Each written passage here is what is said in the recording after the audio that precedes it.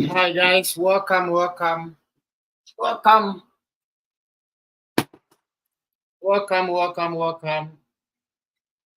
If you are new here, like this video, subscribe. Share this video with others and let others join. Let us be a blessing unto others. Anybody who's preparing for their visa interview, if, if you have any page that you join, and you can share this live stream to everybody to join. I'm tired, guys. I'm just tired. But we're still going to have the meeting.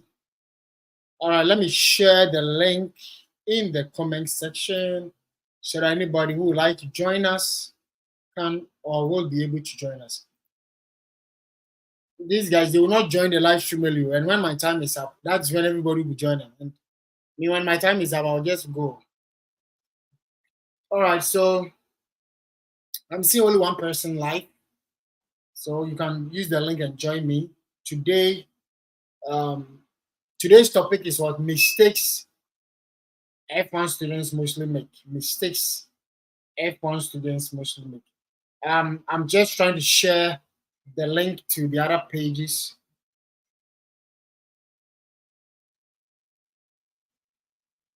so that we can have more people before I start to talk about today's topic. Yeah. Um, so guys, share this video to other groups. If you are in any group, share this video. Share this video. Share. Keep sharing. Keep sharing. Alpha hour share. Share to other groups. Share because today's topic is mistakes F1 students normally make.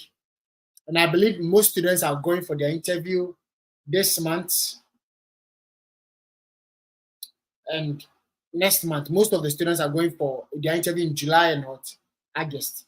So this is the right time, and I know most students make big mistakes.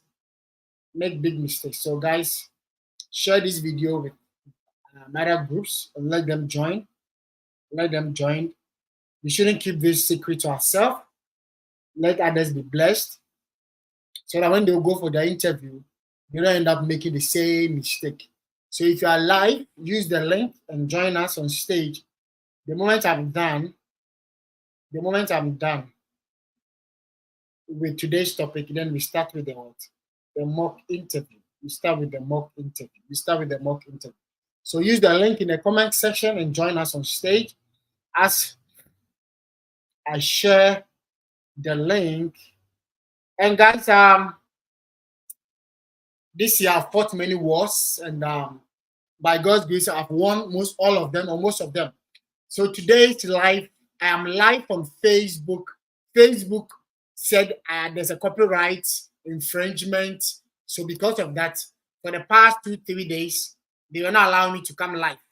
But I have to appeal, and today we are live on Facebook. So if you're watching me from Facebook, send some stars to support me. Send stars to support me. And if you can check on Twitter, I'm live on Twitter, but I don't know how to check it though. So if you're on Twitter, check and see if I'm live on Twitter. And my Twitter handle is, I think, Joshua Nchibosiak, my full name, as you see on the screen. Kindly search my full name on Twitter and see if I'm live. Kindly help me out, because I don't think I can check myself since I am using the same account. So those on the live stream, if anybody or anyone is on Twitter, kindly check for me if I'm live on Twitter. My Twitter handle is Joshua, and the same name you see on the screen, the same name. That's what I use. So kindly check for me if I am on Twitter. Kindly check for me before we start. We're waiting for the others. Right now we have 7 people live. If you are able to get to 10, because as I keep sharing, people will be joining. as I keep sharing on my other groups, people will be joining. So guys, let's share, let's share, let's share, let's share, let's share. Share to other groups, pages that you join, especially the study abroad ones. Share it and you gotta take it from there. And please kindly someone to check for me on Twitter if I'm live on Twitter. And with the Twitter too, I started my account when I was studying my undergraduate education, but I was not very active on Twitter. So because I was not active, they temporarily held my account. But I sent them I had to fight for it. And I told them that I'm training students, so you cannot block me. Please open it for me. Open it. So I get that, and yes, by God's grace, they've been able to allow me to come live. I'm live on Twitter. Kindly check for me, guys. It's on Twitter X, the X app. Check for me if I'm live. Oh, you guys are not. Have you followed me? Check Oroxen. Kindly search my name on Twitter. Search my name on Twitter and let's see if you. Okay. So is this J Consult on Twitter No, on the same X? name is in the graduation. Let me go on Twitter and see. Okay. The same name on. I've seen Tall profile. What is Tall profile?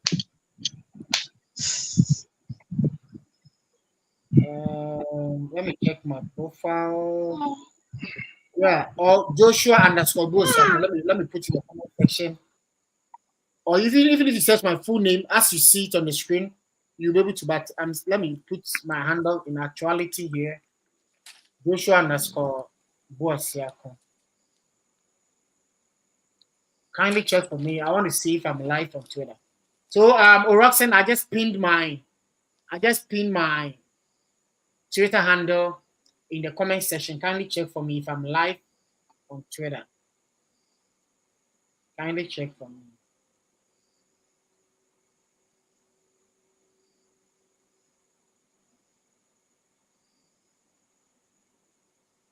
You guys should check for me.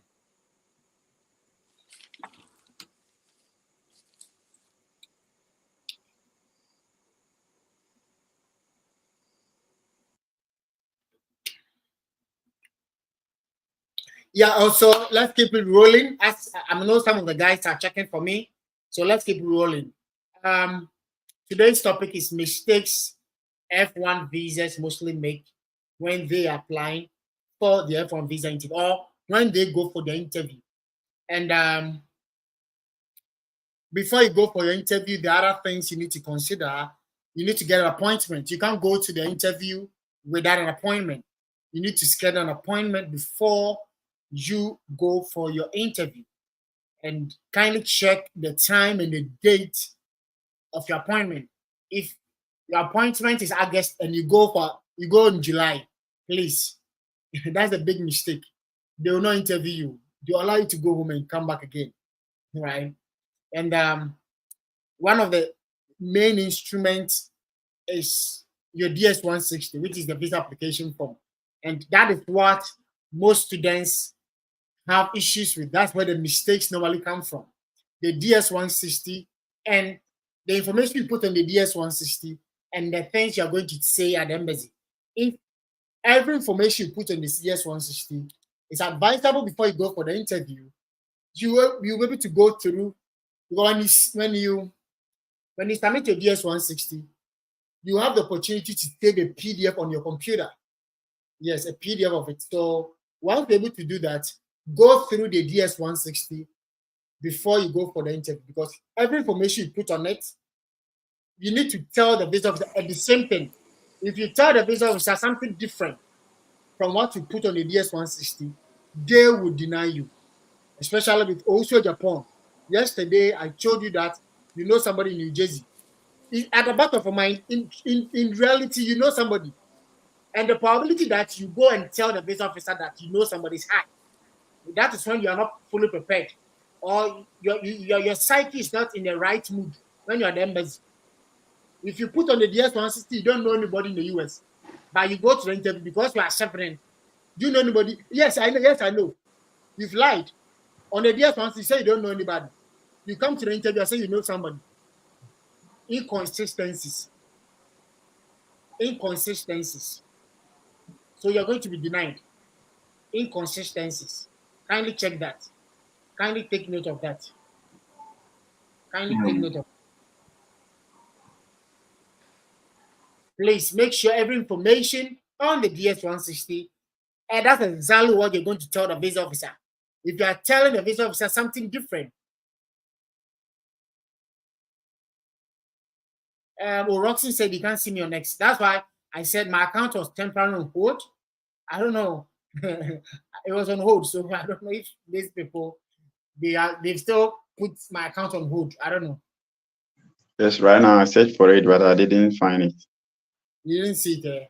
So Yeah. it means that my account is still on hold. Then I think I need to create a new account. I think I need to create a new account, and so I can start posting. Because right today I've made 3 videos. I'm going to start posting the videos maybe beginning this weekend. I'm going to start posting, and the video is particular about scholarships, because having this live session, I've realized that most students who are denied visas don't have scholarships. Yes, because you don't have travel experience, you don't have scholarship. So you Ngasano, if you don't have travel experience, then you get scholarship to make your case better. So you don't have travel experience, you don't have scholarship, and the home type you're not even married with kids. So yeah, so that's why today I did a video. So I'm just gonna post it. And my heart is let me remove you. Yeah, so that's it. So please, the mistakes we do, and make sure I've made a video where I mentioned the documents you're supposed to use or go for the interview. Let me check the video out. I made a live stream.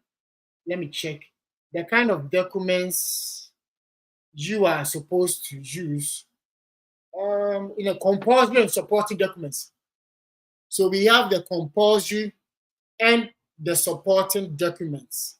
Compulsory and the supporting documents. So compulsory and supporting documents. If you have not watched the video, it's on my live stream. Go and watch it. If you are going to the interview and any of these documents, if you don't go with it, the visa officer can deny you. The visa officer can deny you. So especially with your passport, birth certificate, service fee payment, and if you not pay your service fee, I assist students to pay service fee. So just connect with me and let me help you pay your service fee. And also MRV fee, which is a visa fee that's what you pay at GT Bank. If you have not paid it, you need to pay, or if you leave the receipt at home, you're going to find yourself wanted. And the last thing is your passport pictures. So before you submit your DS160, I think the last but one page is for you to upload a picture, your picture with a white background, or you need to take an American size passport picture with a white background. So if you go to the interview and the background is not white or the size is not American size, the visa officer or the person who goes to your document will allow you to go and take the new picture. But even if you are the embassy, you are tensed up. You understand? You are tensed up. So imagine going out to take pictures before you come back. But the way all the things you have studied or the Tension never too much. so don't make that mistake. And some people too, I don't blame you, because some of the photographers, if you tell them that you want American size, they themselves they don't know American size. American size is 600 by 600. That's the dimension. The length and the width should be 600 by 600. And your background should be white. Because the background is white, don't go and wear a white shirt. The background is white so that your face and everything will show up. That's why the background is white. So if you are The background is white, you're wearing white. So how would they even recognize you? So please, if you're taking a picture, and please, the picture should be a new picture. I was going through Obed just joined. I was going through Obed's DS160, and the picture he took was an old picture. And even the background, the white, I'm not seeing the quality white. It should be plain quality white. Some of the photographers, their white is entoma amwamwa. And you can see that they are lying. Get a correct photographer to take your correct and your background amwamwa. All this, no. Bro, you are submitting your picture towards America, your dream country, and every information you put is going to be there forever. They're going to, if you once you get your visa approved, this information is going to be in their system forever. So imagine your picture is not clear. So don't make that mistake. And if you go to the photo studio, let them give you a soft copy and hard copy. The soft copy is what they're going to use to submit the DS160, and the hard copy. You need two. Me too. I took all the six. I took six. I took all of them. Imagine, maybe I know it's two, but if I get there, one is missing. So how going to get it? So if it's 6 or 4, take all the 4. The 2. Yes. Don't joke with it. So these are some of the mistakes we do. You put in a DS160 that you have a relative, or you know somebody in the US. You get there and you say no. Indiscrepancies. You are not being what? You understand? You are saying something different here. Indiscrepancies. You are going to be denied. You are going to be denied. Can you take note of that? So that's why sometimes you could see fully funded PhD students being denied. And people don't understand. That's what I mean. I always say that if a student is denied, it's not a visa officer. It's the student. You are the one who is causing that problem. Visa officer are there to give you the visa. So if you are denied, it's you. Probably this fully funded PhD student is what? They not fill the DS160 well. And before you submit your DSA, let somebody who has been through this system to go through before you submit it. And make sure you submit your DS160 72 days, 72 hours, which is what, 3 days. So if your interview is on Wednesday, make sure you are submitted on Monday so that it can reflect on their system. Don't do that mistake. And some of you fill DS160 today, you submit it today. Don't do that mistake. Your sponsor, before you submit your DS160, make sure your sponsor has printed their bank statement for you, and you've done that calculation I've taught you guys, and know your sponsor has enough money before you submit it. Oh, my father will sponsor me. Meanwhile, your father has not printed the statement. Your father ran the business. Probably he has taken money out of the account. So the current closing balance is low. He can't sponsor you. So why do you put your father's name and submit your DS160? So by the time you have 2 days to your interview, your father will print the statement, and the money is not enough. And the money will not be enough. And you want to change the sponsor. You see, but you've already submitted it. But if you already submitted it, it's advisable to do it. Fill a new DS160. Fill a new DS160. And if you submit it, print the code. There's a barcode or confirmation page and add it to your documents. Don't make that mistake. Don't make that mistake. And if you have any scholarship, make sure all your scholarships are reflecting on the DS160. Whether it's personal, whether it's a school. For me, I had 3 scholarships. Only one, which is the graduate research assistant. Only that one reflected and on my personal fund. Only that one reflected on the DS160. No, on the I-20. I-20, yeah. Yes, on the I-20. So I had to banter with the visa officer and prove the scholarship letter.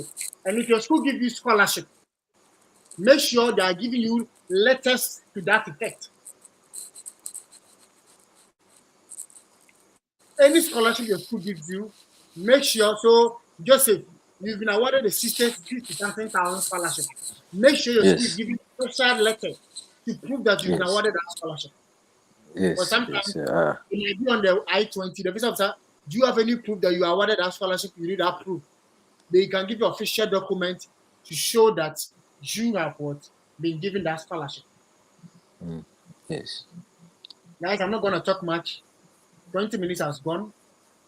Already, I did a video and I spoke like 30 minutes. For me already, I'm exhausted. So yes, I'm exhausted to talk. Hello, hello, Josh. My question is, so regarding the letters that you print out, so it's okay to print out in black and white, right? But for me, I think if it's colored, when I was going for my interview, document was colored. I wanted the visa officer to have a clear view of, hey, me there. The interview, I took my work up. Bro, because already when the first time I was denied. So the second time, every document I printed in colored. The DS-160 confirmation video was colored, appointment colored, everything colored. All the school documents the school gave me, I printed in colored. I don't want any black and white. The visa officer says, I can't see well, oh, then you deny me. So me, I don't want any wahala. I was denied and it pained me. So the second time, everything was colored. So make sure every document is colored in order not to create any confusion. Get it colored. Invest. Get colored is a little bit expensive than black and white. So just be on the safer side. Print every document colored. And I think it should be safe. Any other question? I want to also ask a question. If I ask about the cost of attendance, do you just say what is on the I-20 or the total cost of attendance of the program? Yeah, the total cost of it's on the. So the total cost of attendance, the cost is on your tuition, living expense, health insurance, and accommodation. All of them total to cost of attendance. So you see, they'll put it and the total, they write the total, put it. That is the cost of attendance. So when the visa officer usually on the I-20 they keep the cost of attendance for a year on the I-20. Yes, the visa officer is asking for only a year. So that's what you should. Okay. Yes. Okay. They're asking for a year. Okay. Yeah, because if you're able to pay the 1 year, it shows that you can pay the second year. Right? Okay. All right. Yeah. That's why with the calculations, mostly I prefer you do times 4 instead of times 3. So at least to tell the officer that you are what your sponsor has enough money. Okay. Yeah. Okay. All right. So any other question?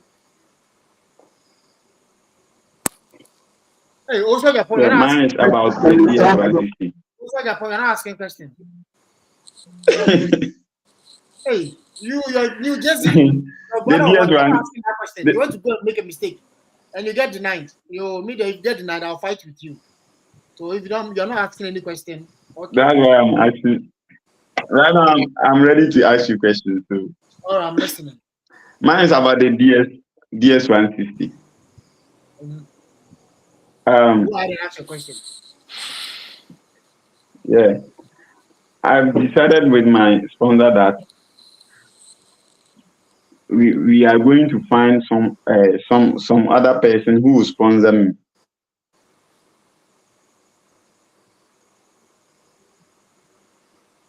So what's your question? And you have not asked and right now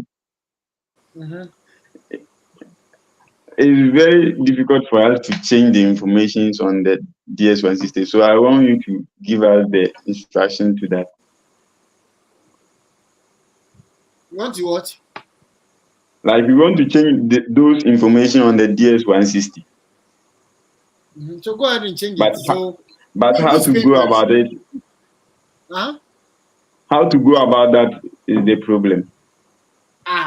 But first of all, the first person you wrote on the DS-160, who did that for you?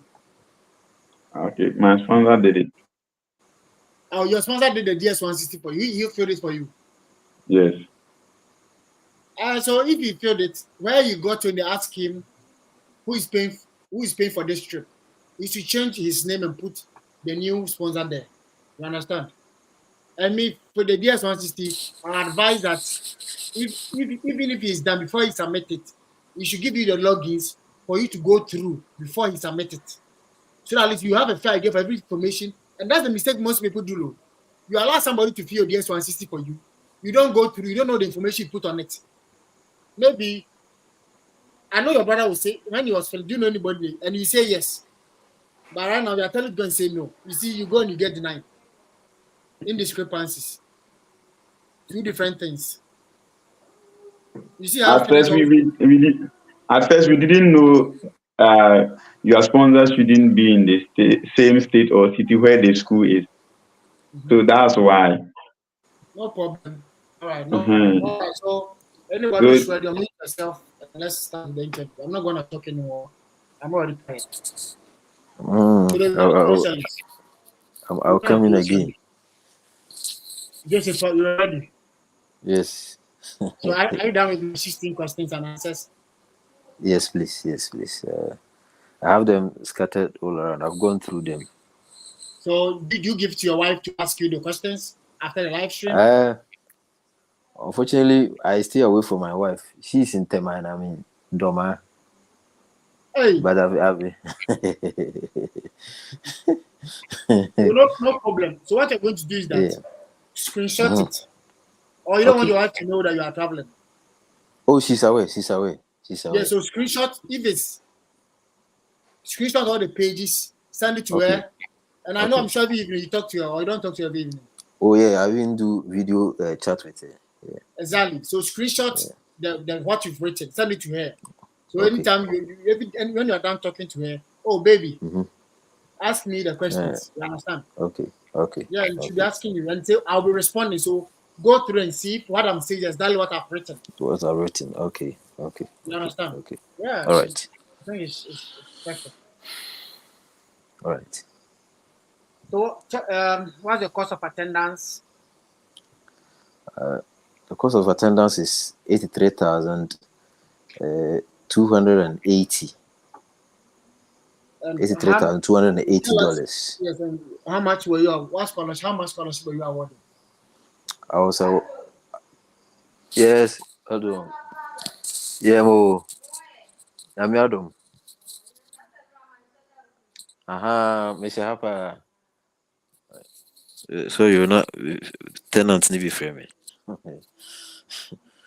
I was awarded a merit-based scholarship of $60,000 out of the total tuition fee of 83,290.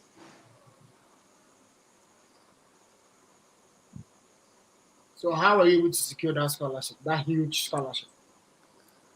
I submitted a competitive application with 3 essays, 2 recommendation letters, a resume, and then I also did a video interview, and that qualified me to be awarded with a scholarship of $60,000.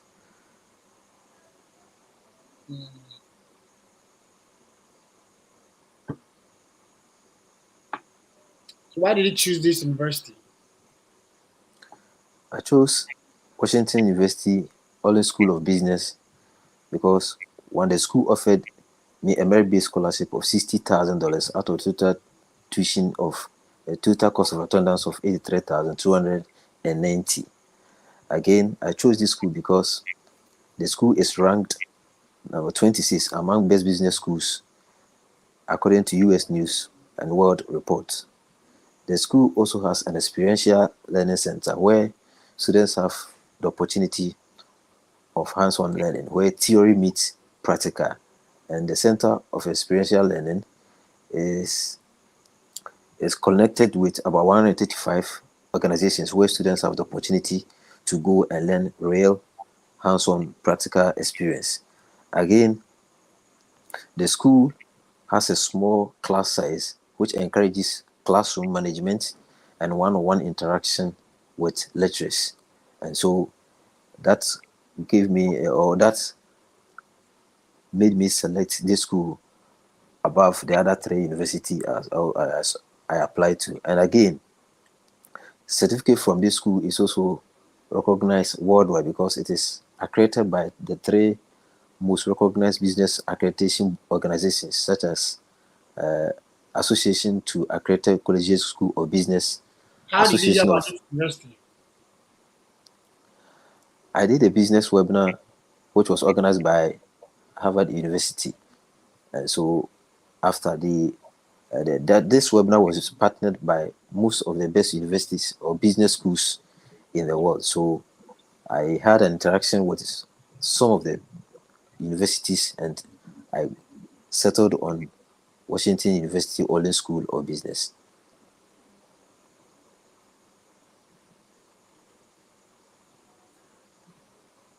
Tell me about your program.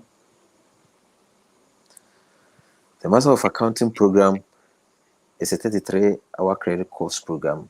It has 15 it has 15 courses, such as that is 7 core courses and 7 elective courses and 1 experiential learning program, making it 15.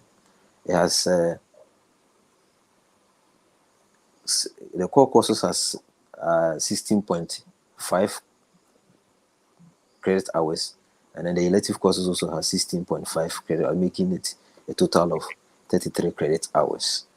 It has a duration of 18 months, and it starts from 15th of August 2024 and it ends on 17th December 2025.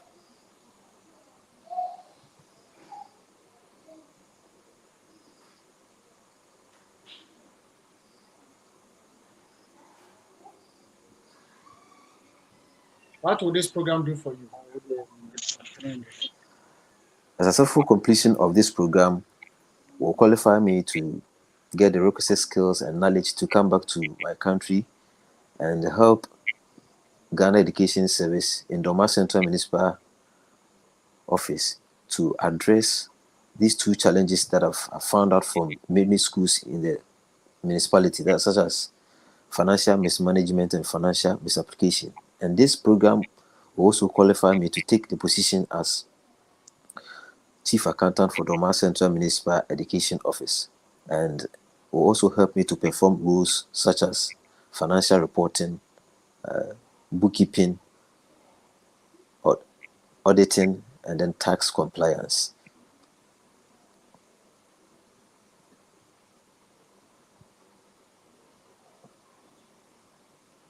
How are you going to pay for your deficit?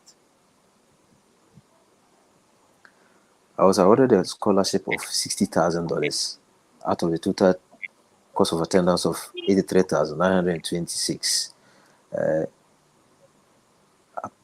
Aside this, I've been able to pay the enrollment deposit of $1,000, which will be used against my tuition fee. I've also been able to raise a personal savings of $5,000, which will be also used to support other miscellaneous expenses that may come up.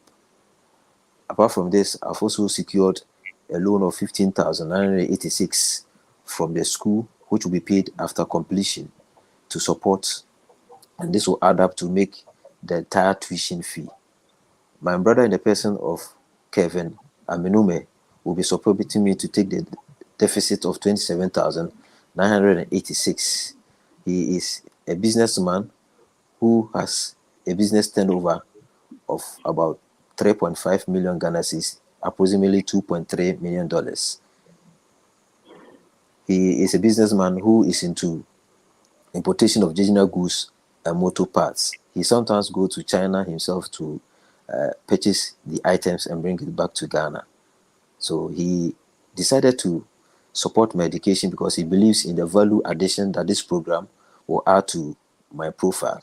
And during the second year of my bachelor's degree, he also came in to support my education to complete the bachelor's degree because during that time, there was a separation happened between my mom and dad. So paying my fees became difficult, and he came in to support me during that time to complete my education.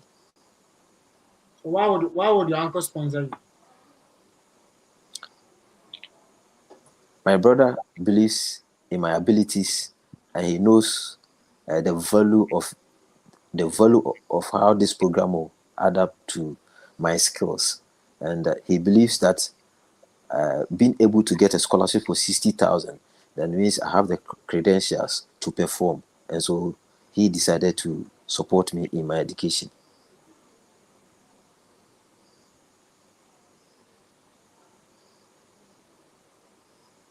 Why do you want to study in the US and not your home country?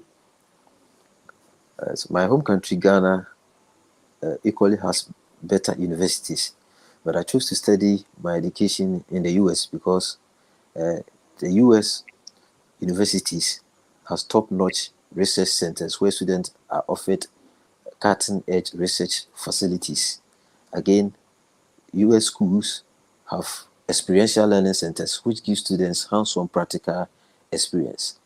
I can also say that the US schools have small class sizes which encourages classroom management and one-on-one interaction between lecturers and students. One thing is also that certificates from US universities are recognized worldwide, which means that there's no barrier to the usage of your certificate. And I can also say that US also has a multicultural state, which allows international students to fit in well in the US.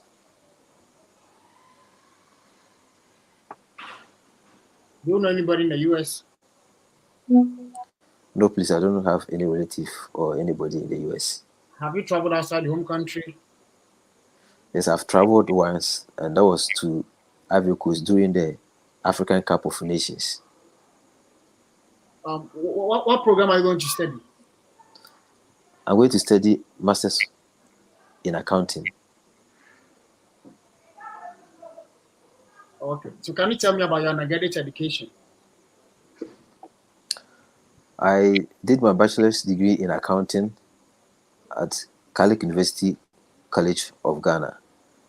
I completed in 2010, and I did some courses such as financial accounting, economics, public sector management, managerial accounting, and auditing. Just to mention a few. What have you been doing till now? After your undergraduate education? Yes.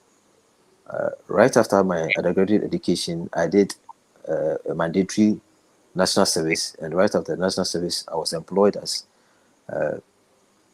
project manager and finance accountant for Inspire Technology Consult. A year after that, I had an official appointment to be a teacher. So from 2012 to now, I've been with the GES work. I taught for about 10 years, and from 2022 till now, I've been the budget officer for Doma Central Municipal Education Office. Oh, okay. Are you married? Yes, I'm married with 3 beautiful girls. All right. Thank you for coming. Thank you, sir. Guys, how do you see Joseph's interview? It looks like they've all gone away. Okay, there's one person here. Okay, Obed is around. Those in the live stream, use the link to join. I'm posting the link again and join us.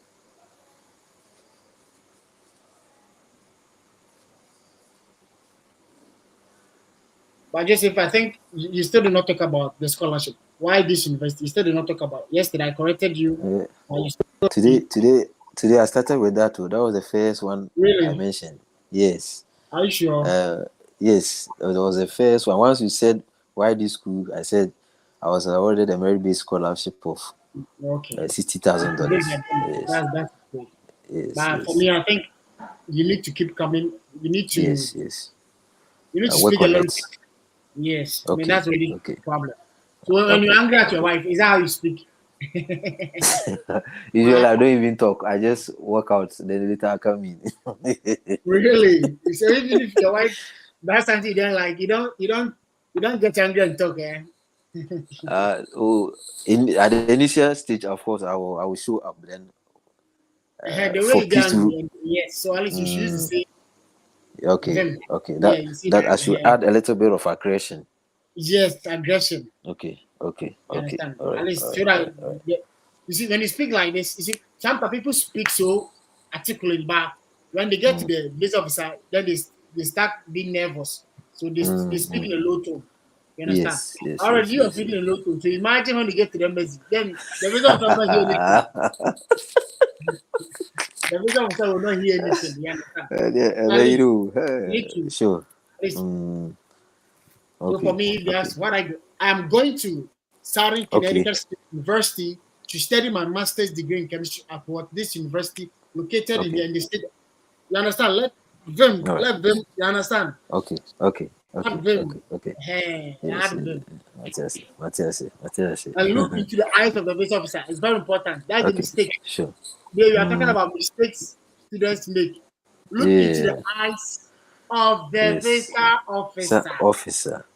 And I think that is very key because if you are lying, you don't look in the eye of the person. Yes. If you are lying. Okay. I believe that when you're looking in his or her eyes, and you are even what you are saying, you have even forgotten your lines. It will be difficult for her to realize. No, so you are looking at her, but at the back of your brain, you need to be reflecting. But the one thing that is good is that when you are speaking, even when you start, the moment you start, she will go into your DS-160. She will scan it. Yes. After you start speaking, she will not look at your face. She will come and look small and still go back and type. And then go back. Yeah. So at that point in time, you use the vim and talk well. Yes. So it's not that the person officer will looking at you till you finish talking. No. So till you finish. You're typing. So as she's typing, you don't even see her face. Maybe the hair you see. You don't even see her actual face. So when she's done typing, she wants to ask. Then she now come again and you see her full face. And the moment you start talking, she'll go back and type. So it's not like you'll be watching back. The moment you bring the eye, make sure you want to come and see your eye so that whether you're lying or not. That's why they are doing that. You understand? Yes. So please always make sure you're looking eyeball. Me, I'll open my eyes like that and be watching a bit of yes. Don't joke this. If you don't bring me the big daddy, I mean, I'm not real. I'm not good. Charlie. So please, Sure. We never agree. You need to claim all the business. Charlie, you make one.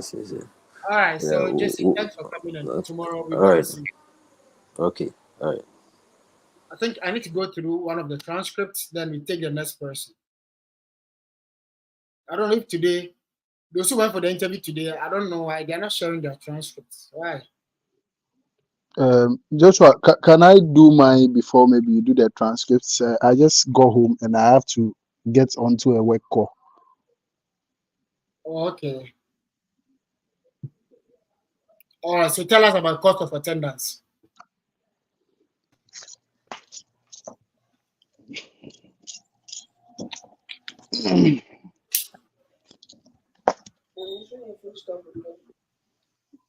What's the cost of attendance?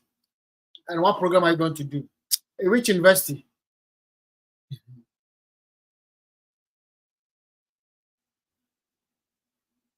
Hey, Nanaya, why are you to your hands?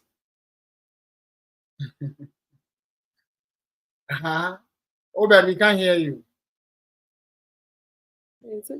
Nah, because the way they answer the question, that's why. But I don't want to talk about it. And so I just do the body language. The way who asked which question? The way they answering the question. One you ask them. Yeah. What you ask them? It looks like I'm lost. No, you asking you do the interview, right? Yep. Yeah, then I'm saying the way the person is answering the question to your question, that's what I'm doing the body language. But I just okay. Yeah. Okay, I get it. So it should be flowing. Yeah. Asking, yeah. Yeah, Obed, where are you? Because we can't see you, we can't hear you too. Obed. Yeah, my camera is a bit of a mess, but I don't know if you can hear me. Your what? I'm saying my camera is a bit of a mess. Where I am is a bit dark. Oh, no problem. Once we hear your voice, it's enough. Yeah, sure. I have to rush to work, so let me just do this shortly before I go. So tell us your school and program. My school is East Carolina University, located at North Carolina State, which is in Greenville. My program is Master of Science in Accounting, and my cost of attendance is $44,000, of which I have been awarded an out-of-state tuition waiver a merit gold scholarship, as well as a graduate assistantship, which amounts to $32,000, leaving me with a deficit of $11,000. So how were you able to get these scholarships? I submitted a competitive scholarship application, which included my transcripts, my CV, 3 letters of recommendation to the scholarship committee. After submitting it, I was involved in an interview with the scholarship team, who were impressed with my excellent academic background, obtaining a first-class degree in accounting, my 5-year proven work experience in accounting, as well as my letters of recommendation. And I was awarded this scholarship after 2 weeks when I had the interview section with the scholarship committee. So why did you choose this university? East Carolina University offered me an out-of-state tuition waiver and also a scholarship, as well as the opportunity to work as a graduate assistant with the director of the College of Business, Professor Linda Quick, as a graduate assistant, where I would be overseeing undergraduate coursework and their grading. Being under her tutelage and learning would help improve my professional development. East Carolina University, I chose East Carolina University because of the research work of Professor Linda Quick on examining cross-border reporting practices, which aligns perfectly with my research interest and goes to explore strategies that I can leverage on to help our corporate institutions here in Ghana. I applied to 3 universities, and I applied to University of Texas, Rio Grande, University of Alabama, and East Carolina University. And I chose East Carolina University because they offered me funding and the opportunity to work as a graduate assistant with the director of the College of Business, Professor Linda Quick, as well as because the research work. Program. My program, master's degree in accounting, is a 2-year master's degree program that requires that I complete a comprehensive 36 credit hours. I'll be completing 21 credit core hours, and also 15 elective hours. In my first year, I'll be undertaking courses like corporate reporting, financial statement examination, audit, as well as financial management. In my second year, I'll be taking courses like advanced accounting, advanced taxation, advanced auditing, and I would choose an elective that include computerized accounting to be able to help me. This program would help me achieve my main primary goals, which is in 2 folds. Upon completing this program, I'll return to Ghana to work in an advanced role with my institution, First Atlantic Bank, as a senior accountant, where I would leverage on the expertise from this program to help prepare our consolidated financial statement, given that we are expanding from 35 branches to 42 branches currently, and this expertise is required for our expansion plans, which would position me. I work as an accounting assistant at First Atlantic Bank, where my duties include preparing our end-of-day financial reports for 5 branches. I also process our payments vouchers. I also process our interest payments and also do our reconciliation statements for the branches. I've been awarded an out-of-state tuition waiver, as well as a scholarship amounting to $23,948, which covers all my tuition fees. Having worked with the United Nations and First Atlantic Bank, I have personal savings in excess of $14,000, which will help me cover my deficit of $11,337, as well as I earn 20,000 Ghana cedis monthly from my landed property through rentals, which I would still be receiving the income from while in the United States, providing me a buffer to cover my living expense.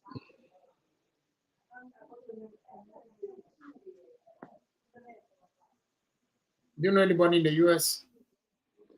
I do not know anybody in the US. All my relatives are here in Ghana with me. So what are your plans after school? After school, I would return to Ghana to work in an advanced role as a senior accountant with my institution, First Atlantic Bank, where I plan to leverage on the skill sets I would gain from the program to help prepare a consolidated financial statement. Currently, we are expanding from 35 branches to 42, and this expertise is a required addition to our extension plans and will position me well to improve. No, I'm not married. You have a child? I do not have a child, please. Have you traveled outside the home country? No, please. I've not traveled outside the country. This will be my first time. All right. Thank you for coming. Thank you, sir. So how do you see this interview? Share your opinion. Share your opinion. Okay, he's flowing all right, but he does answer the question, but the length is too much. He needs to able to get the answer shortly before you answer the next question. So he needs to work on that. That's my opinion. Also, I'm not sure if he's reading from the book because we can't see him. If he Oh no, I'm not reading from the book. Okay. I'm just dressing up to work here. I was walking around. Okay, then if you're able to answer all those questions to me, you do well. That's my first day. He's a PC boy, Prempeh College boy. Oh, okay. The number of times I've gone through my transcripts with Josh here, only God knows. This is like his 10th time coming here, so he's not a new person. Oh, wow. So we've trained him for a while now, yeah. Okay, good. Yeah. Okay, so I think I will work on my. Thank you very much, Nana. I'll work on my answers to the questions so that it becomes short. For Nana, what you said is right, but for me, I believe when the visa officer has not cut you, you need to keep talking. Don't let your answers be short. You understand? And of late, the visa officer will, even all the transcripts I've read, the visa officer will cut you. Okay. After your first and second, they will cut you. But sometimes the visa officer will be busy doing something else. So don't just stand idle. Keep talking. So that the visa officer will know that you know what you're about. You understand? Okay. Because, bro, the people want to leave the country. It's not easy. Every day, more than 100 students. So there's no time. The visa officer definitely will cut you. You don't have time to listen to all this long. That's what I'm saying. Let your first 2 and 3 lines be the strong point. Because once the visa officer know you speak the first second, they'll cut you. And if the first 2 you are not making sense, they'll give you a negative remarks. So I think you need to make sure that your first 2 or 3 statements are the facts the visa officer want to hear. And I think you should be fine. So Obed, let us leave you so that you can go to work. Yes. Thank you very much. Night shift. Yes, night shift. I'm going to work. 24. Then you have started a 24-hour economy. Oh no, I didn't go to work today. I'm with the back office with our bank. So usually we are working on year-end reports. So half year we have to go and do overtime. So that's okay. Yes. All right. So then let us leave you and continue with the interview. So tomorrow yes, and also with my funding. So I said that I've been awarded an out-of-state tuition and a scholarship amounting $23,000, and to work as a graduate assistant, I would earn $9,000 to support my living expenses. I have worked for 5 years and I have personal savings in excess of $14,000, which will help me cover my deficit of $11,337. And I receive 20,000 Ghana cedis monthly from my landed property through rentals. My problem is that the 20,000 Ghana cedis that should I convert it to dollars or I should just leave it like that? There's nothing wrong. That's why I believe sometimes you need to speak all the two so that you don't confuse the visa officer. So I've been awarded $30,000, which is approximately, then you convert to cedis. I have a deficit of $19,000 or $11,000, which is approximately. So if you do that, the visa, whether in dollars or cedis, you are giving the approximation so that to be clear with the visa officer. You understand? Okay. Yeah, so you can do that. Approximately, then you add the cedis. 30,000 approximately. You put the cedis there. If you do and also, should I lump the two together? Because for the out-of-state tuition waiver that I got and the scholarship it is those two that is going to leave me with no tuition cost. So I plan on specifying that I've been awarded an out-of-state tuition waiver and a merit gold scholarship that covers all my tuition costs. Yes, Before, me, I remember that's yeah, what I did. So me, oh, I okay. was awarded $20,000 scholarship out of I think it's 8. So my deficit was 18,000.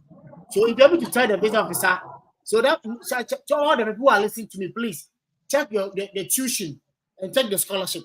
If the scholarship you're going is more than the tuition, tell the visa officer you are not going to pay. Because that's why I always say that the tuition is going to the government, and the government is what? The embassy is a representative of the US government. So the moment they know that you're not owing their government, it's a plus for you. It's a plus. You understand? So putting that is a tuition waiver. It's a great point. That's what I always tell you. Make sure you are speaking your great points. Let that one start with what and I think I know that you're going to be approved. Hey, the way those who are coming with MBA finances, they don't get scholarship for 2003. They are getting to hey, Master, media, I know that. Brahma Breno. That's cool. The back and forth that me then them go. And I always tell you that I thought that again admission without funding. It's war. This school application is war. It's not only you, not even only Ghanaians are applying. Look at the number of Ghanaians who are applying.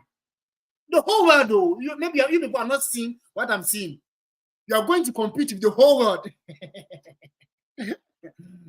Look at Ghana when they go for World Cup. You're going to Papa. So it's not easy. That the school you're applying, people all over the world is also applying. So, bro, it's competition. And competition, that's why I'm saying don't sleep. Oh. Hey, if you know that people are going to compete with, Americans themselves are coming. Chinese, Indians, Koreans, Italian, French people. Even if only Africans are going Ghana. Look at over 32 countries in Africa. maybe you've not imagined all this. If you imagine me, that's when I imagine I was not sleeping. Because me myself, my GP was low. So imagine all these people having first class, good grade. Me, I'm a child and I'm sleeping. Because me, I went to school to sleep. So now I'm not going to sleep anymore. I'll push hard. So please, if you get admission without scholarship, it takes hard work. Or even if you are starting your application, let the school know that scholarships if somebody's applying in China with no funding. There's one guy, investor of me, he called me. No scholarship, he was given a visa. But if you apply your visa in Africa, and not funding, if it's other countries, it's fine, it's no problem. But in Africa, there, you have to get scholarship so they can give you the visa. So let me go through this transcript, then we take the next person. Maybe we take 3 people, then we end the interview today. And this person went to Abidjan Embassy, and it was the second attempt. Yeah, and the university is Liberty University in Lynchburg, Virginia, and he's going to study MPH, Masters in Public Health. The cost of attendance is 26. Wow, this is what do you call it? The tuition is the cost of attendance is low, 26. That means the tuition will be even less than 15,000. So guys, you need to be considering these schools. You understand? You need to be considering these schools. You need to be considering these schools. Yeah, so, and he did not have scholarship at all. No scholarship. And he was going with Empower and his father. So my appointment time was later, blah, blah, blah, blah, blah. Pass me your documents the visa officer gave. And is this your first time applying for the visa? He said, no, I was refused the first time. The visa officer cut and add that to Accra earlier this year. And he said, yes. What has changed? I keep telling you that if it's your second or third time, the first question you're going to ask is what has changed? I've made a live video explaining what has changed. If you are coming for your second or third, please go and watch that video. I'm not going to explain anything here. And he said, on the first attempt, I had a deficit of 42,000, which was covered by my educational loan and support my father, but I was able to explain well and how I will be paying the interest on the loan when I return to Ghana. Currently, I'm going to a new school, Liberty University, to study Masters in Public Health and Epidemiology with a cost of attendance of 26. The VO cuts. So you change school, yes. How old are you? I answered, what do you do? I work as a physician assistant at. How long have you been working? I've been working for 18 months. Does the institution know that you are leaving? No. According to the institution policy, I will get the student leave upon securing the visa. So they are not aware. Yes, my sponsor is aware. So he will be sponsoring me. My deficit of 26,000 will covered by my father and uncle. My father, by the name Mr. Joseph Osei Sapon, is the CEO of Sapon Ventures. He deals with the importation of and sales of electrical cables, electrical hardware, and clothing. He has 4 shops at the central business area of Kumasi, Ghana, with 10 employees. He has an annual income of $80,000. He also has 4 additional shops at the central business area of Kumasi, which gives out a rent to generate additional income. Can I get your father's bank statement? I gave her both my dad and uncle's statement. The first one is my dad's. She goes through to the transaction. Who is Prince? I did most of the deposits myself in the account. That's me. The bank is closer to my house place, so my dad usually lets me deposit the proceedings from the shop in his account when I'm going to work. She then checked my uncle's statement without her asking. My uncle has agreed to pay my tuition fee of 6,000 each semester. He imports and distributes newborn products of various shops in Kumasi. He is the main distributor of these products. She continued to check and said, put your fingers on the scan. My visa has been approved. My visa has been approved. So guys, yes, this person went. So countries like Cote d'Ivoire, Zambia, South Africa, and those countries, if you don't have funding and you are speaking articulately, they will give it to you. That's what I said. I was telling Portia that she didn't have funding. If she able to speak well, they will give it to her. Yes, there's no funding. And the tuition is low, 26,000. This person was denied the first time, no funding. He came the second time, no funding. That's how we were very lazy. On pushing any scholarship. This guy is not pushing to get scholarship, but all the same, he built his good story and he went with 2 different sponsors and he was approved. But this one, if it was Ghana, I know that they would tear his head. Ghana, no funding. And you came first time, you were denied, no funding. Ghana, because a lot of Ghanaians are applying. But with Cote d'Ivoire, the Cote d'Ivoire people, they are French people. So they don't apply they don't come to America. You understand? Yeah, so please, at least we should learn something from here. No funding. He had a good story. This guy has trained himself on mock interview. He went to 2 sponsors, 2 good sponsors, and he was able to build tell the visa officer how much they earn, their annual salary, and what they do, and why they are willing to sponsor him. Please work on that, and I think it should be fine. Let me take a question from OP. Please, what's the age for undergraduates? Please, hey. When you are 25, can you apply for? Yes.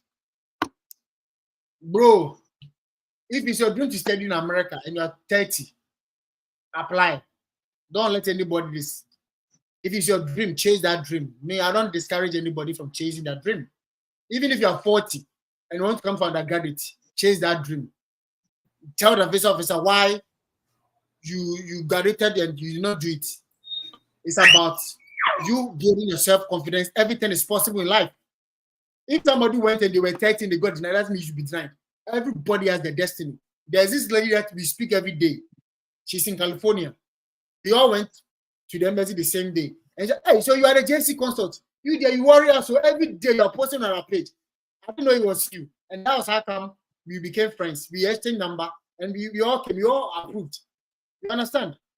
She's 36 and she's married with kids, 2 kids. And she was approved 36 undergraduate, MBA. You understand? So anything is possible. But make sure you are working with a reputable company in Ghana, and it's not because she's working with Ministry of Finance, Home Ministry, so it helped. So please try and make sure, even if it's your dream to study, whatever age, just shoot it. If you get denied, go the second time, but get scholarship too. Scholarship is important. The age doesn't matter. Because my school, I met this 60-year-old man who was having his undergraduate, though he's American, so his case is different. But I'm just trying to put it that if it's your dream, dear, even if you are 60, you are Ghana, come and chase that dream. Me, I don't discourage people. All right. So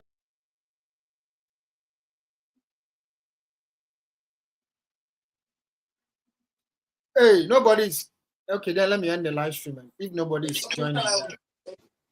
Oh, but my son. Your son has done what? Making some noise here. Okay, now it's gone. Who is this? Okay. It's Nanayo again. All right.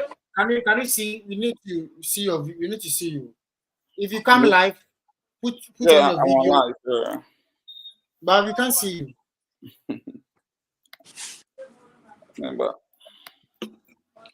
Don't be hiding yourself. Okay. And when I ask the question, just be looking into my eyes and be answering. I'm just a sponsor, so. You're sponsored to also Japan. Yeah. That's also Japan. Initially, he wanted to ask. Now we sponsor about a sponsor about a mock session. Yeah, because I'm very particular about it, and I don't want him to keep making mistakes because. Yeah, then you shouldn't take your bank statement to the embassy. If you don't want him to make a mistake, you shouldn't take your bank statement. You should get a different person in Ghana, or even if the person is in any other country, but it shouldn't be US. Yeah, it shouldn't be US. Okay, the question that I wanted him to ask you, but I don't think he was able to ask you correctly. Now we wanted to change the DS-160, but then my address is on it. So I want to know the process of changing it. Am I going to create another account and fill up again, or am I able to change it just on the name and address, just like that? But first of all, have you submitted the DS-160? Yes, I did, yeah. All right. Then if you submitted it, I would advise that you fill a new one. Then this time, your name and your address should appear in it. Okay. And probably you guys should also get a sponsor. Because maybe a relative in Ghana who has some money in the account, and you can sponsor him. You should use his name on the part they ask who is paying for this. Who is paying for this trip? So this time, don't let the embassy know that he knows anybody in the US. No. Okay, well, it's a red flag. It's a red flag. A time ago, I wanted to create a new one, but then because of his date of birth and stuff, then it linked to the new one. So that was another confusion too. What's wrong with his date of birth? That was a visa, but it's still the same account because that's okay. I'm not getting the question with his date of birth. If you can come again. No, because me and my wife were trying to create the another account for the interview. Yeah. Okay. And then it come out that the person has the same name and date of birth. So we was not able to create. So no, with the DS-160, if you submit it, is when you submit it, you're gonna get a confirmation in your email. Yeah. When you're done, I think you need to put your email, or I've forgotten, put your email, then they'll send you the confirmation in your email. So you go and print it out. So when you print it out, there's a barcode. So when you get the embassy, the business officer will take it and scan it. The moment they scan the barcode, every information you fill your DS will open. So if you fill a new one and submit it, so the old one that you did, you shouldn't take that one to the embassy. You should go with the new one. So that once the visa officer scan, new information will come, and that's it. Okay. Yeah. Hello, Mr. Joshua. Yes, dear. Please, I want you to help me to calculate my annual income now before I start my session. Your annual income. Yes, please. Hey, your own annual income. Yes, please. I mean, annual income there. Sometimes, even the annual income, the calculation Annual sometimes income. it shouldn't be Yeah. accurate. You just hype your sponsor to make him, because the annual income, maybe you printed the 6 months bank statement, right? So we are in July. So you printed from January to hey, somebody? There's noise. Let me see who is the person. I think it's me, right? Somebody speaking at the background. Some of you, one of you guys. So you are the one to tell the visa officer, because the visa officer doesn't have the 1 year statement to do the calculation. But that's what I'm saying. Always make sure you are hyping your visa officer, you are hyping your sponsor, and making you a rich man. So if your cost of attendance, because what I have on the bank statement was 40,626, but now what I have here is 438. So there has been a little increment. So, Portia, Yeah. so if I could come in, so your annual income, your bank statement, it was printed from which month to which month? It's like how many months period? So it was printed from April to June. Is it a 6 month print? 6 month or 3 month? So this is April, May, June. So that's June, 3 months. That's 3 months. So you just multiply that amount on your statement currently times 12, and then you get a total annual income. Okay. Do you get it? Is it times 12? No, yeah, times 12. So 3 months. So no, hold on. Yeah, is it times 4, right? Or if I'm mistaken, because 3 months times 4, that will give you 12 months in a year, right? Yes, please. So just do it that way. 3 months times 4. So we'll give you the total amount for the annual income. Do you get it? Yes, please. So times 4. Yeah, times 4. The total amount that you have on the bank statement currently. Times 4. Yeah, times 4. Hey, what I'm getting here?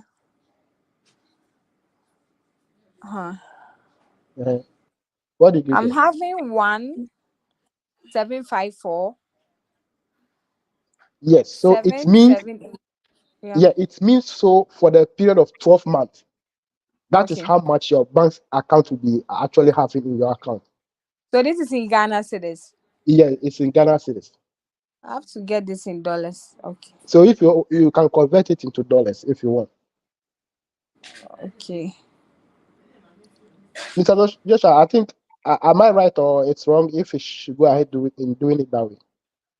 Yeah, so with annual income, for me, I don't know how to do that specific calculation. But for me, I believe how you are calculating it is not always true, because you can't say that for the 3 months they made this amount of money, closing balance. So automatically, you are multiplying, you are right now, maybe let's say we have 6 months, you are multiplying by 6. It's not automatic, because sometimes you are running a business. So maybe even at the end of the year, maybe you want to invest and import goods. So that amount of money that it might not be there. But visa officers, they don't have time. They don't have time calculate those to do that calculation. And like, you are going with the 6 months bank statement.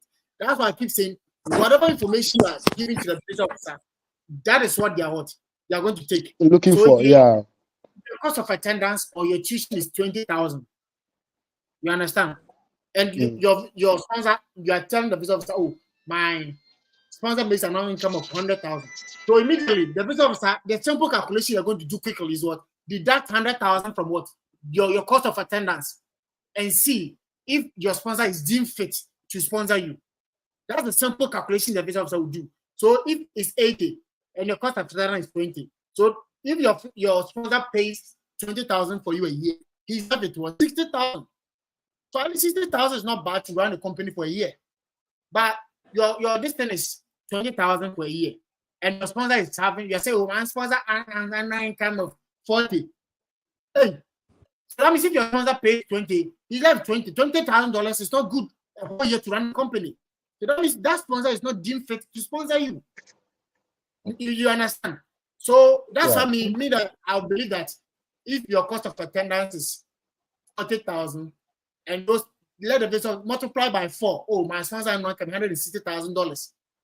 So that at least if he pays that 40, he will have other monies to run their company and pay workers. You understand? For me, the media, I've not done the real calculations of annual income. But at least that's what I'm saying. Let your sponsor be rich. You see, that's why I always say that you don't do documents. It's how you are responding to the question.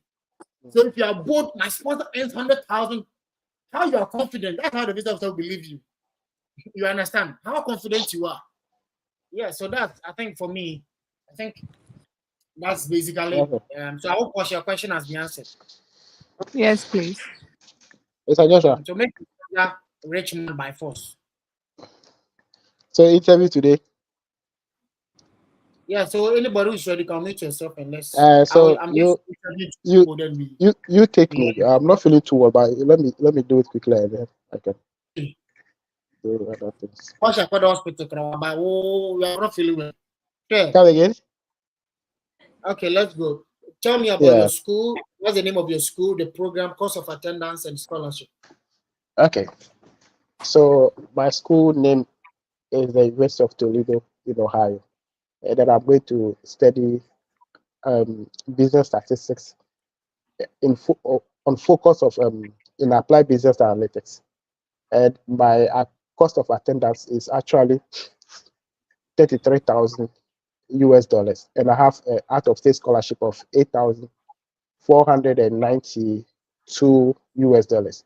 So my deficit, which is $24,560, will be covered by my brother who currently lives in Australia with $57,000 US, and he's into production of dairy milk. And then myself, I have been working for the past 7 years, and I've saved $6,301 US. That will take care of my living expenses and then health insurance. Yes.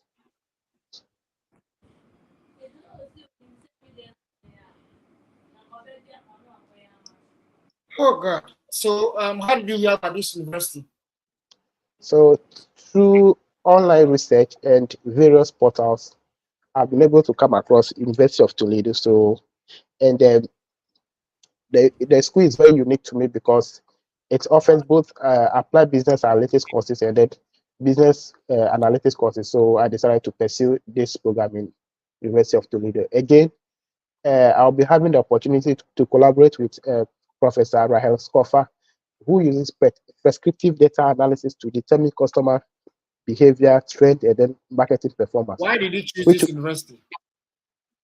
Come again? Why did you choose this university? So I've chosen the University of Toledo because it's one in the region that offers both applied business analytics courses and then business analytics courses. And I'll be having the opportunity to work with Professor Rahel Scoffer on the project on the use of prescriptive data analytics in determining customer behavior, trend, and marketing performance, which will give me the knowledge of which I will return to Ghana to take up a role as a business analyst. So, Mitch, I'll allow you to finish everything. Come again? So, how many schools do you apply? So, officer, I have actually applied to 3 schools, namely Colorado State University in Boulder, Georgia State University in Atlanta, Georgia, and the University of Toledo in Ohio.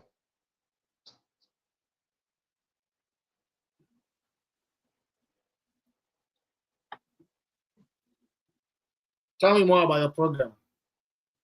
So my program is a 3-year program that consists of 36 credit hours, in my first semester, I'll be taking courses like data mining, prescriptive data analysis, and then business intelligence management. And in my second semester, I'll also be taking additional 3 courses. Yes, upon which after What completion, will I will this come back program to do Ghana. for you? So the What will program this will program equip. So this program will actually equip me with the expertise and knowledge in data mining, data management, and then business intelligence management. That upon my return to Ghana to take up a role as a business analyst in my current place of work at the University of Ghana. How much scholarship were you awarded? I And was how were you able awarded. to secure them? So I was awarded $8,492 US,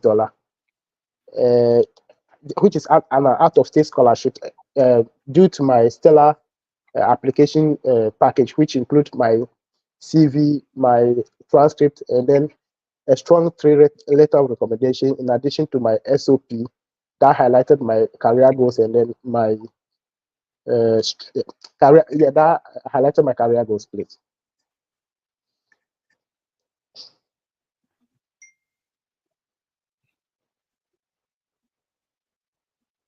What do you do for a living?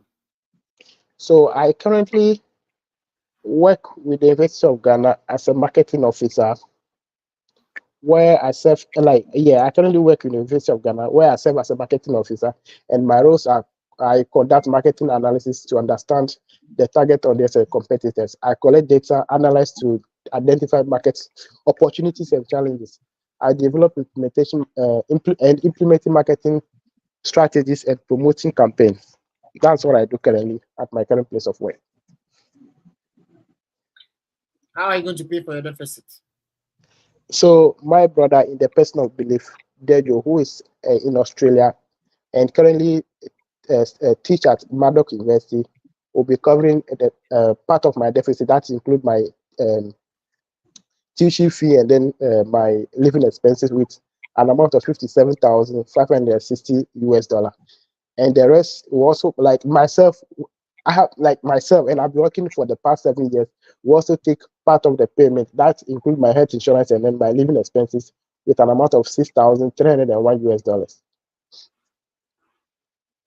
Are you married? No, I am not married. Do you have kids? Yes, I have 1 kid. All right, thank you for coming. You're welcome.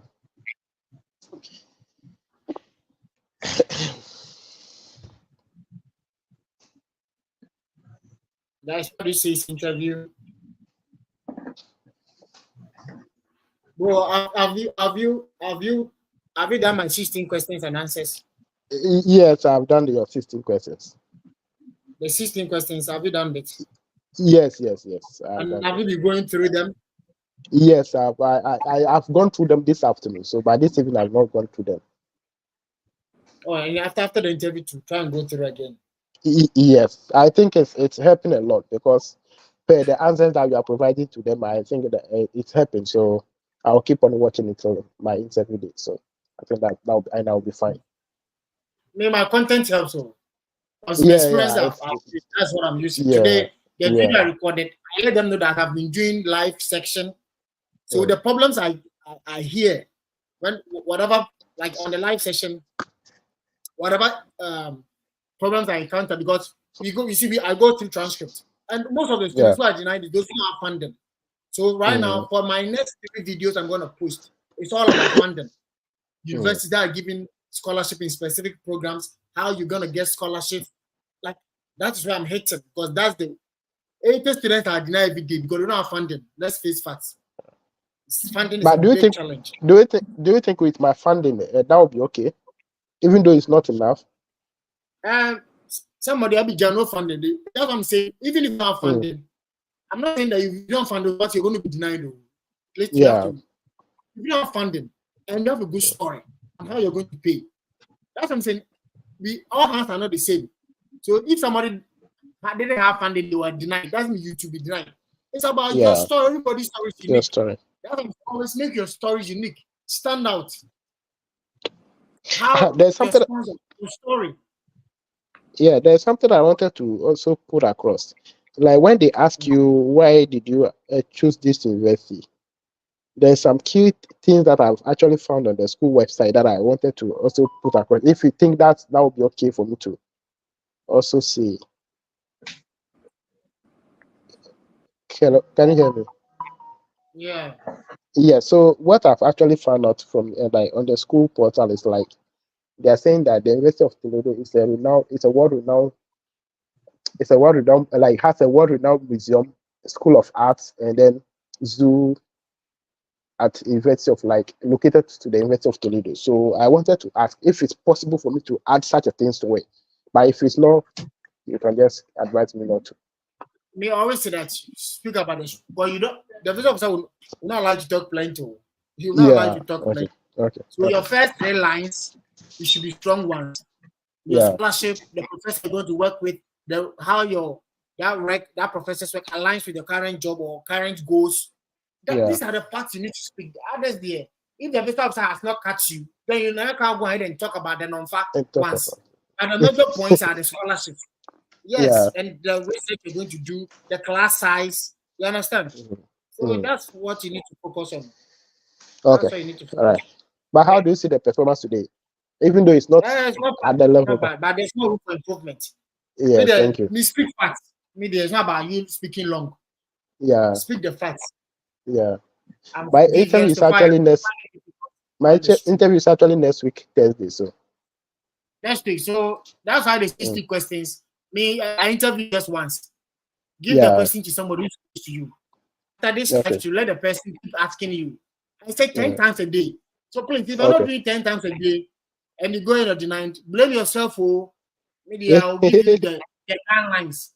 Whether you do it or not, you're going to get a visa. It's not my name on the visa, your name. So I said do it and you do it. You are the one do yourself.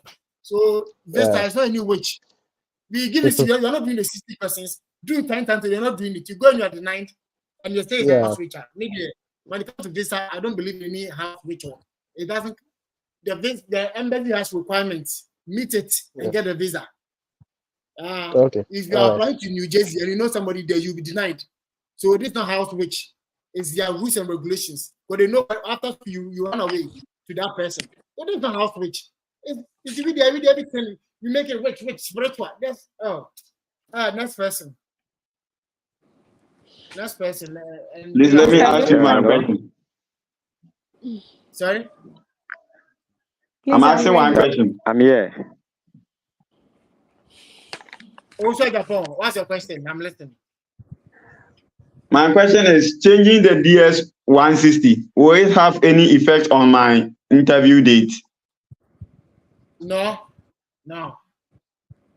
Because on the DS 160, they'll not ask you, they're not going to ask you which interview date. No. That's why the appointment application is different from the DS. They are so two separate things. That's why you print the appointment confirmation, then you print the DS 160 confirmation. So there are 2 different confirmations.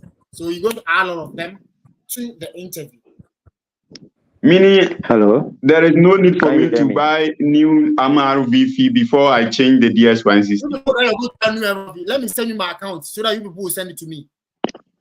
Don't buy any MRV. Don't buy any, send the money to me. My mobile number, let me tell you. Mr. Joshua, please, I want your WhatsApp number. 02406117. Hello? 0240. So the MRV, send it to me, please. Hello? Please, you are WhatsApp number. That's what I'm saying now. 024061. Let me put it here. It's my mobile money number too. So send me Momo. Send me some money. Yeah, but why are you going to? If anybody, if you know anybody who's going to pay you, can you hear me? Hello? Them that you should send the money to me and let me give them. Why do you have people? I'm going to buy Marvel. Don't buy anything. Okay. Send me the money. Thank you. You are going to give all the money to American people. You don't need to make money. Hello? Hello?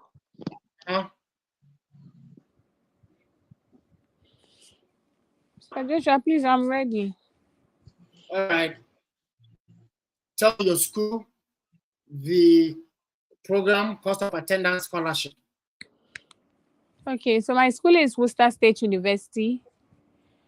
Cost of attendance is 18,800. No scholarship. And my program is Master of Science in Non-Profit Management. Why did you choose this university? I chose this university because it offers unique programs that met my preference, and this is aligned to my career goal. Also, the school has professors who are expertise in non-profit management, like Dr. Shiko Gato, whose research on community development and empowerment aligns perfectly with my research on gender equality and women empowerment. Also, the topmost priority of the faculties in the school is to see students successful and ensure they become a better version of themselves. This in turn will improve my learning experience. How did you hear about this university? I did a lot of research using the usnews.com and the mastersportal.com. And also, a professor from my previous university also introduced me to the Peterson's Guide, which has a list of accredited universities from the USA. And after my research, I chose Worcester State University to be my best choice. How many schools do you apply? I applied to 2 schools, that is Kogart Business School and Worcester State University. But I chose Worcester State University because I chose Worcester State University because the school offers unique programs that met my preference, and this is aligned to my career goal. Tell me more about The your school program. has, pardon? Tell me more about your program. My program is a 2-year master's degree in non-profit management. It requires 36 credit hours for graduation. That is 22 credit hours for core courses, 6 credit hours for elective, and 8 credit hours for thesis. Some of the courses I'll be taking are organization theory, ethics and management, financial management, strategic leadership and planning, and human What resource will this program management. do for you? A study of this program will qualify me for a senior position as a project manager in my current organization, that is World Vision. It will also provide me with a comprehensive understanding of non-profit management and equip me with the advanced leadership and problem-solving skills to ensure the smooth running of the projects being undertaken in my current organization at World Vision. What are your plans after school? My plans after school is to return to my home country to assume a senior role as a project manager, and also train and lead a team of employees on the strategies to be adopted to achieve the organization's project goal. What do you do for a living? I work as an HR assistant at World Vision Ghana. My duties are I work hand in hand with the HR manager to perform duties such as training and development of employees, How are you going to recruitment pay and for your selection.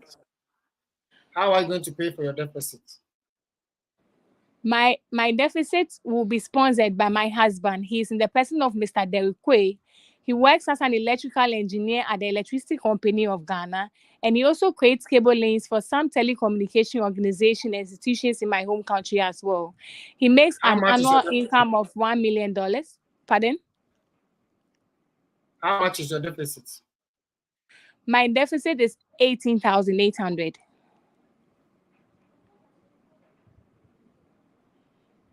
Are you married? Yes, I'm married with 2 kids. Is Whilst it I your am first time away, I traveling? have, pardon? Are you married? Yes, I'm married with 2 kids. Whilst I'm away, I have a nanny and my mother, so they'll be taking care of my home till I return during vacation. Have you traveled outside your home country? No, I haven't traveled outside my home country before. This will Do actually be my you, first time. do you know anybody in the US? No, I don't know anybody in the US. Why the US and not your home country? Though my home country also has the best universities, but certificate from the USA is highly valued in my home country. Also, a study in the USA will equip me with more hands-on experience and multiple research opportunities that is aligned to my career goal, and this is scarce in my home country. All right, thank you for coming. Thank you too. So, guys, how do you see the interview?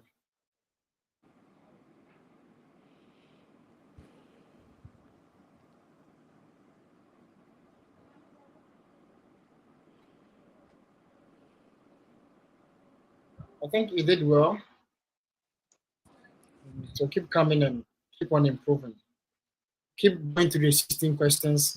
And I think I've made a video, never things to say and not to say when you go for the interview. I've made a video like this that. Kindly is very check it good. out. Yeah, One of the things to good, say, not to say. the good interviews I've listened to so far.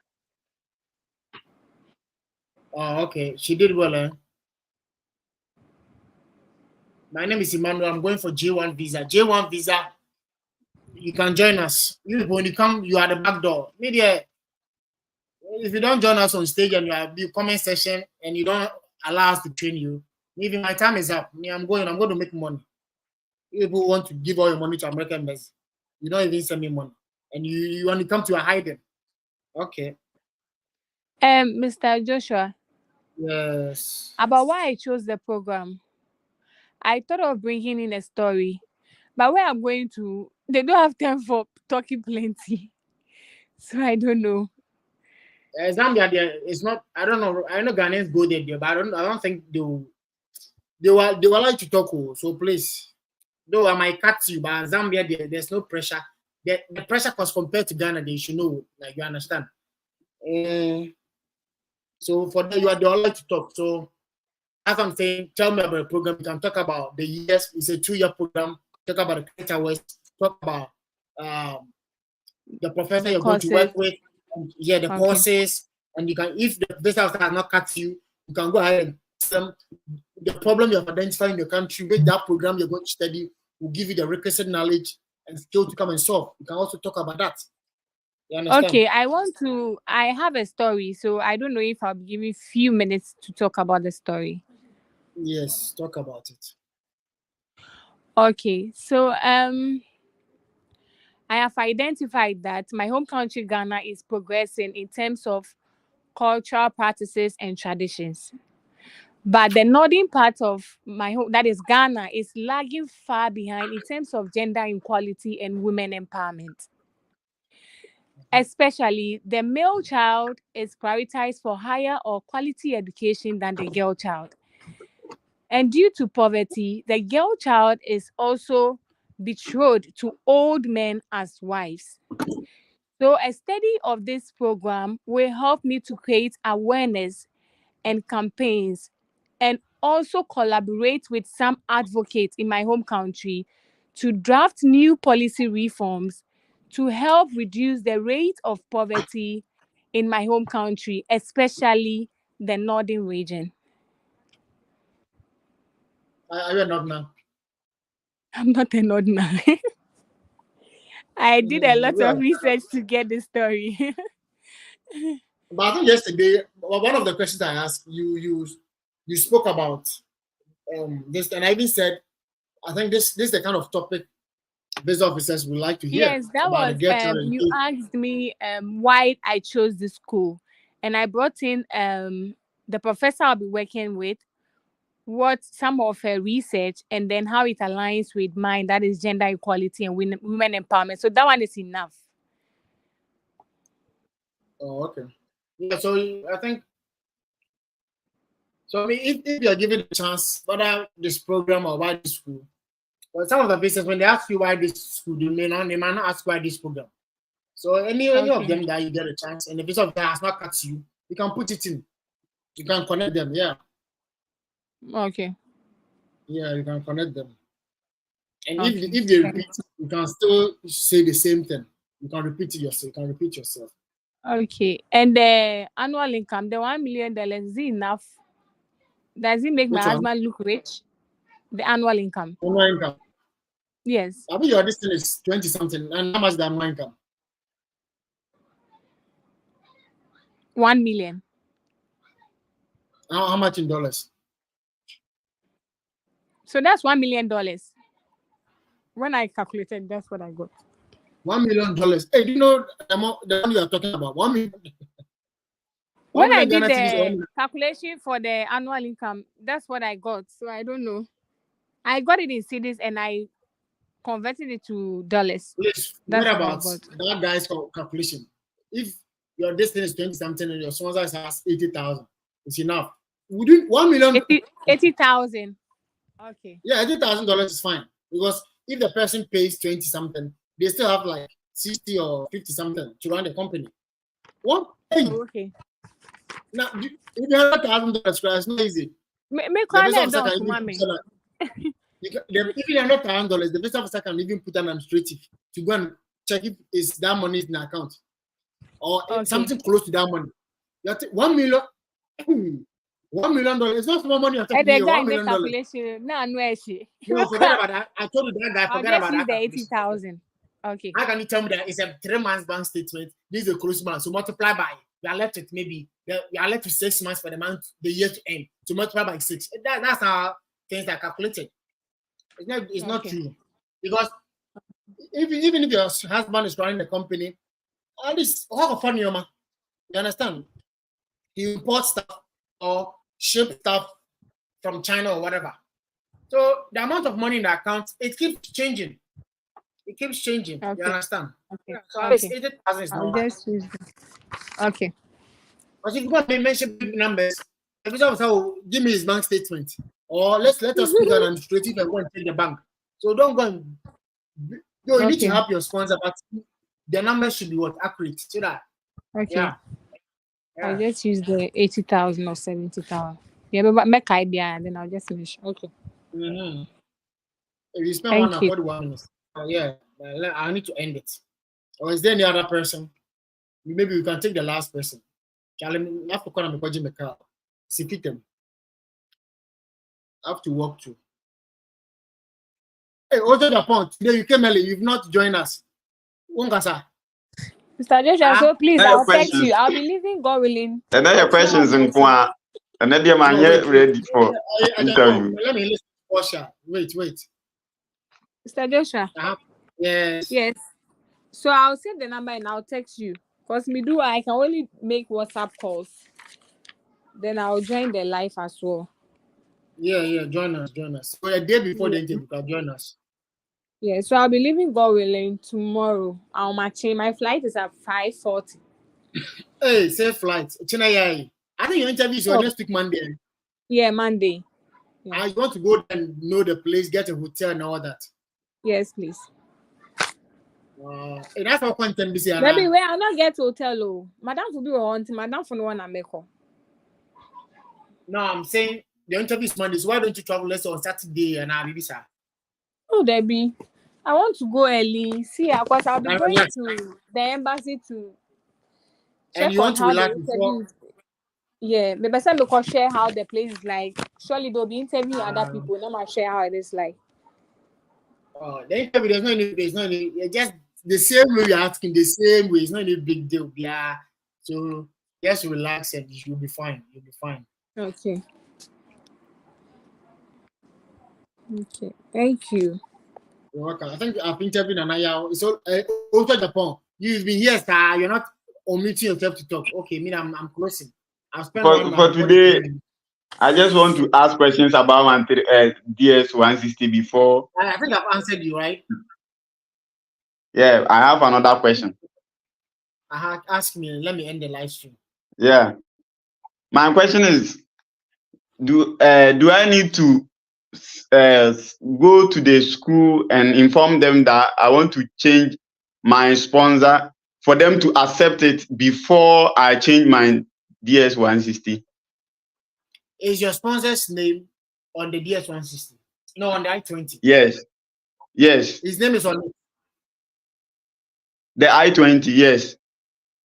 The name is on it. Yes. I think the last time I told you to email your DSO. The DSO is the person whose name is on the I-20 or who signed the I-20. Send an email to them that attach the new bank statement and tell them that this is your new sponsor and you want them to update it for you. And let them know that your interview is next month. I think your interview is in August. Yes. Yeah, so do that in your update at least 1 month. They can use 1 month to work on it. All right. And yesterday too, when you were interviewing me, you asked me a question about my founding. That did I got founding? And I said no. Mm-hmm. And I want to make it clear to you that the universities in the United States have higher fees. So that's why, and when you come to my school, it's a community college. So hardly will you get funds to further your education over there. So that's why I wasn't able to get any funding to further my education.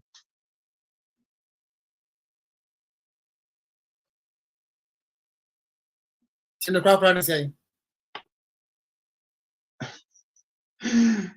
number that community colleges no almost fees no maybe you might not get full scholarships, but community colleges, check their website, go to financial aid, check. They sometimes give scholarships.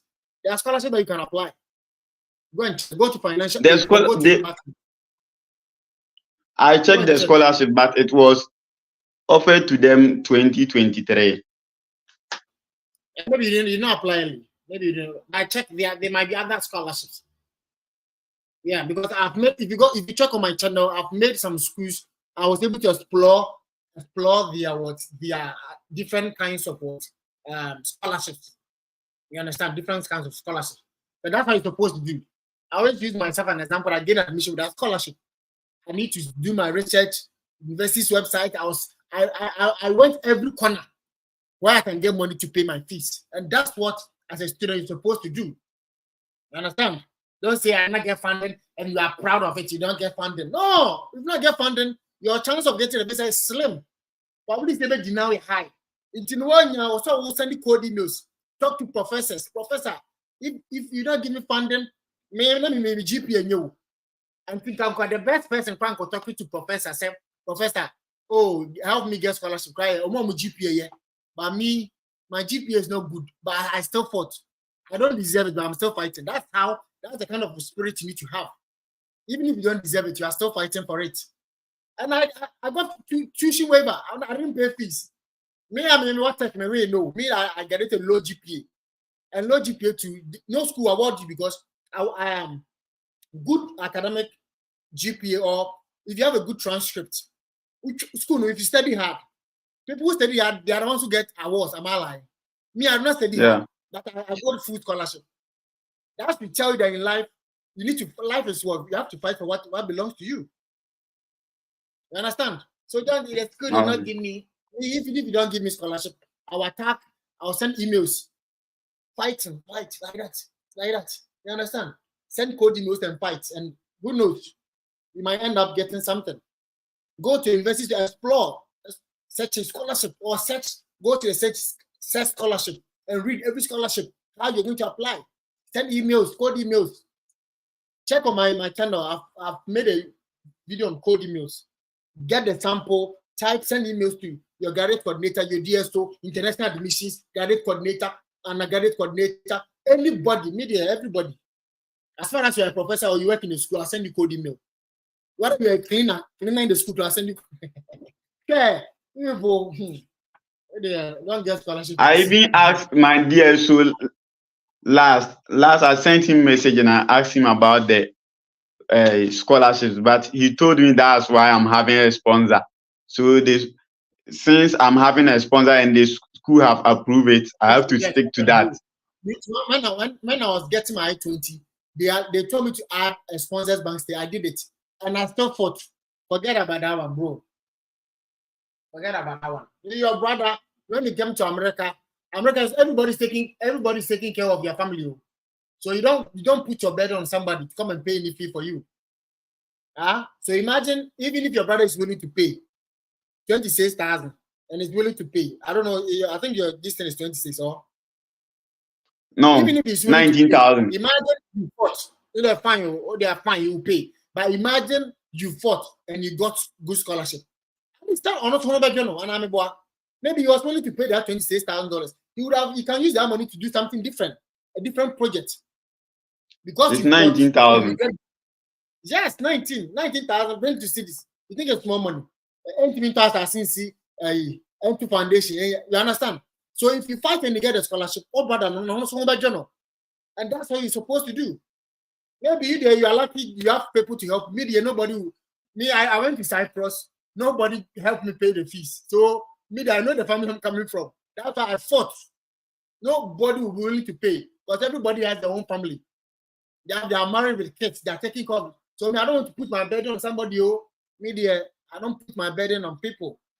So yes, you know you can't pay school fees. The way you live, the way me when I talk, you know, Ube do no go school. I want to go school. No, I'm saying across my no.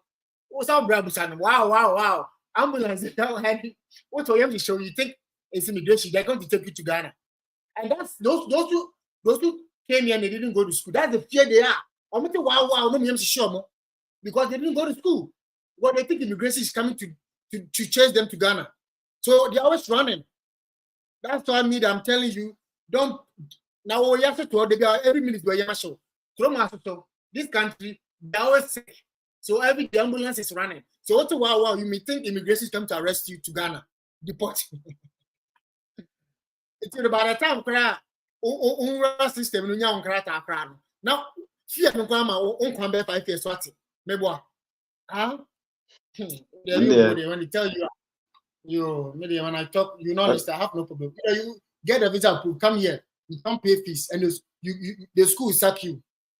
The schools, when the school sacks you or they suspend you or whatever, now they report you to immigration. And the school, to the moment you don't go to school, they report you to immigration, USCIS, that this student is no longer with us. So they say, you report to they say, well, you're so much tricky. You I guess scholarship, I think we are joking. All right. So my next 3, I'll be posting maybe beginning this week. I'm here. I'll start posting my Josh. videos, all the videos about scholarship. I'm the next to be interviewed. Thank you. Hey, yeah, Pono. All right, let's start speaking and let's end it. Kame Pompo. All right, so tell me about your school, the program, cost of attendance, and your deficit. Okay, so I'm going to Carleton University of America in Washington, D.C. to study a 2-year master's degree program in engineering management. This program is basically combining technical knowledge together with business and administrative principles to be able to lead and manage engineering teams and projects. This program is going to equip me with the necessary skills needed to be able to take up the role project engineer in my current company after completion of my studies. Some of the course modules of this program, I am a mechanical maintenance engineer in a niche cocoa processing company for the past 5 years. We are into processing of cocoa into finished products like chocolate, cocoa liquor, cocoa butter, and instant cocoa drink. How long have you been working in this company? I've been working for the past 5 years. So why do you want to study your master's now? Okay, so I want to study my master's now because the company is currently engineer to foresee the projects that will be going on in these parts of the country, and therefore there is an opportunity for me to take up the role of that project engineer, and that has informed my decision to further my studies to equip myself. Why did you choose this university? First of all, it was recommended for me by my boss, who happens to be the plant engineer in my company and also an alumnus of the school. And upon my research on the school, I realized that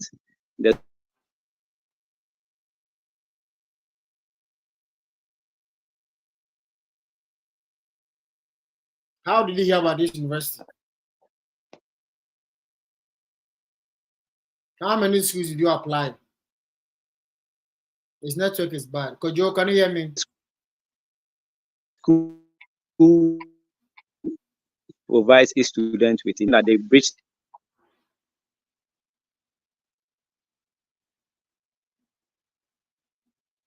Kojo, let's end the live stream today. Tomorrow, please get a better network, and maybe tomorrow the network might be good. Well, my time is up. I need to go and get my car, or the shop will close. So tomorrow I'm going to see you guys. If you have not subscribed, subscribe, so that if I come live tomorrow, YouTube will give you a notification that JC Consult is coming live in the next 30 minutes. So if you're in your girlfriend's place, just leave the place and rush home so that we start the interview.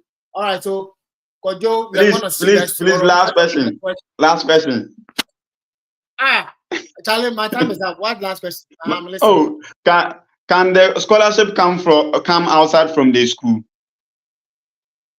Yes, if Obama is giving scholarships, so if you have Obama scholarship, you can apply. There are different scholarships. Yes, I'll be the school there. If you bring them, you see that this Obama scholarship have given me $50,000 scholarship. They was input on I-20. That one is not a problem. As far as they're going to pay the money to the school, it's not a big deal. Okay. All right. So thank you guys for coming. See you tomorrow, same time, 7 p.m. And I think Len Crest said, please, what time the interview is 7 p.m. GMT. If you're in Nigeria, it's going to be 8 p.m. in Nigeria. Oni Mayoma, I'm sure you're in Nigeria. You said your sponsor father deficit of 6,000. Please, I would like to be interview show tomorrow. Oni Mayoma, join us tomorrow 8 p.m. in Nigeria. Just subscribe and you get a notification. See you guys tomorrow. Bye bye.